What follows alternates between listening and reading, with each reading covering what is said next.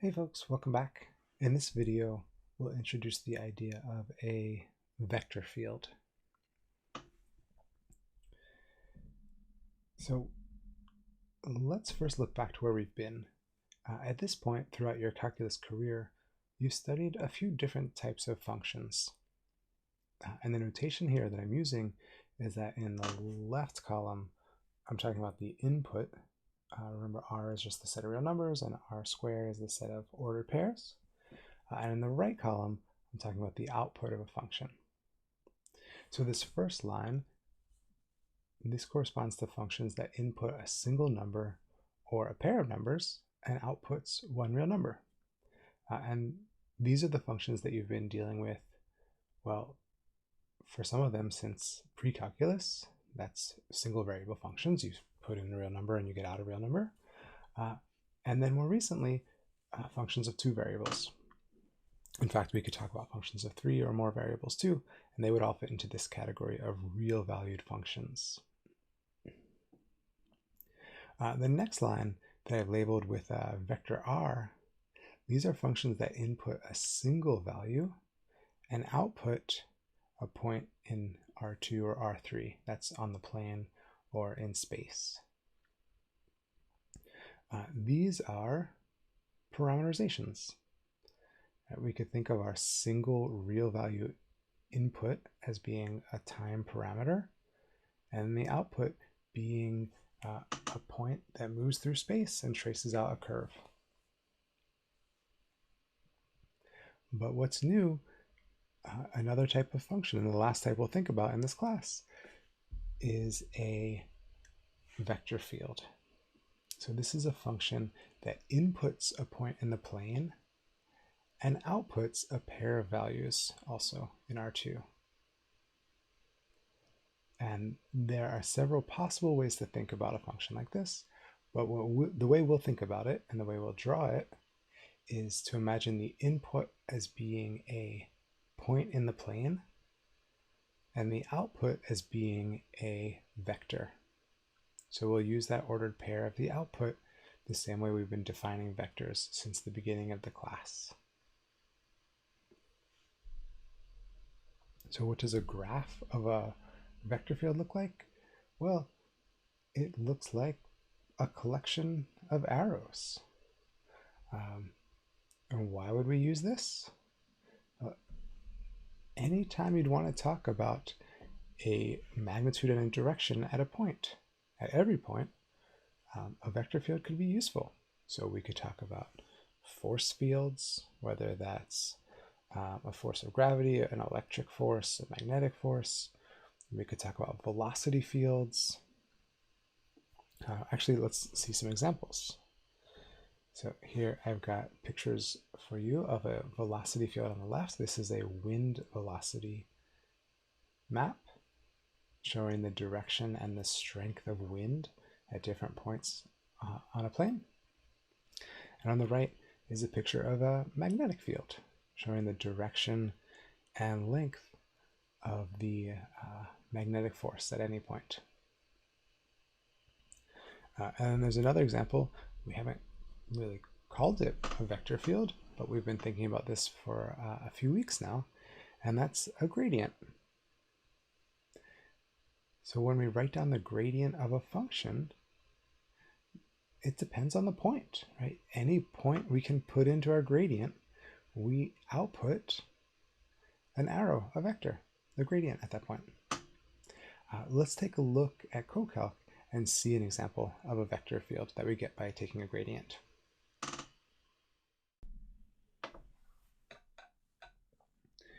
Here, I'll define the function 2x plus y squared.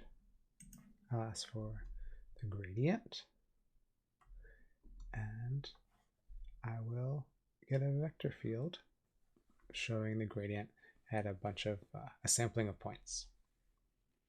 So our gradient vector at any point xy is 2y, that is the x component is 2.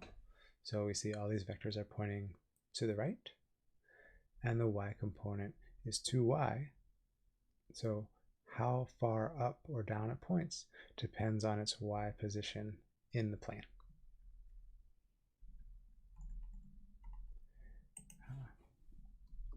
graph one more. So here's the same thing, the vector field, but superimposed on the contour plot. So we see this familiar phenomenon of the vectors pointing, the gradient vectors pointing perpendicular to the contours. Now, let's try an example of sketching a vector field on our own by hand. I won't ask you to do this very often, but I'd like to look at the vector field whose function expression is given by 0x. So that is, at any point xy, we would draw the vector 0x. So maybe pause the video, think about this a little bit, what it looks like. Give it a shot. So hopefully you realized that when drawing a vector, the horizontal address, the x-coordinate, is the only thing that affects what it looks like. Every vector in our plot will point either straight up, that's if x is positive, or straight down, that's if x is negative. And the further away we get from the y-axis, that is, the larger x gets, or the more negative x gets, the longer these vectors will be. So we could draw some kind of short vectors pointing up, maybe around x equals 1, and some longer vectors pointing up, maybe around x equals 2. And then we can do something similar in the negative x half of the plane. And of course, we're not drawing an arrow at every single point. If we did that, it would just look like a blackout page. We're drawing just enough so that we get the idea of the behavior here. Let's take a look at this vector field also in CoCalc.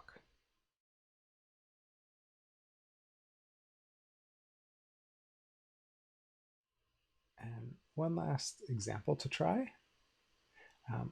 Let's look at these two vector fields I've defined here, f of xy, g of xy, and think about the directions of the vectors. So I don't want to worry too much about their lengths. So looking at this function f, maybe let's think about it a quadrant at a time.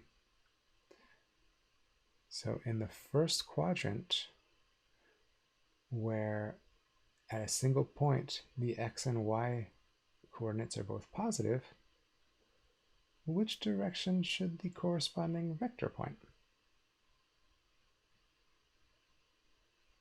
Maybe pause the video, try it out.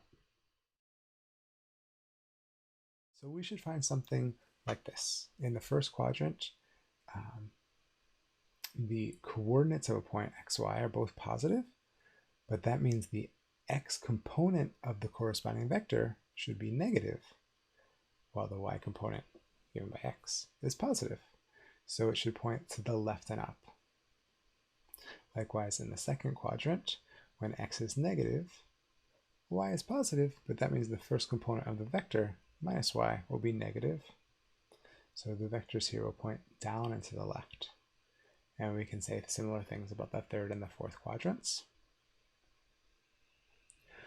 Looking at the function g of xy, well, when the x coordinate of a point is positive, the x component of the corresponding vector will be negative, and vice versa, meaning that at any point, the vector will point towards the y-axis. If x is positive, the vector is going to point to the left. If x is negative, the vector is going to point to the right. But in the northern hemisphere, all these vectors will point up, up and in, and in the southern hemisphere, all the vectors will point down and in.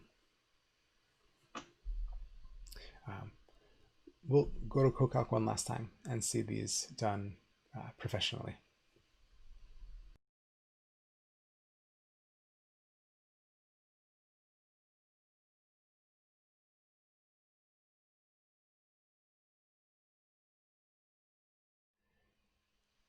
And I'll leave you with 3 motivating questions that really will take us through the end of the course. So first, given a vector field, we can ask, is it the gradient of some real valued function? Is there an easy way to check? And if the answer is yes, is there an easy way to find that function? Second question, if our vector field is a velocity field, So the velocity of a stream, the wind velocity, how much fluid or whatever is moving flows through a particular curve on the plane.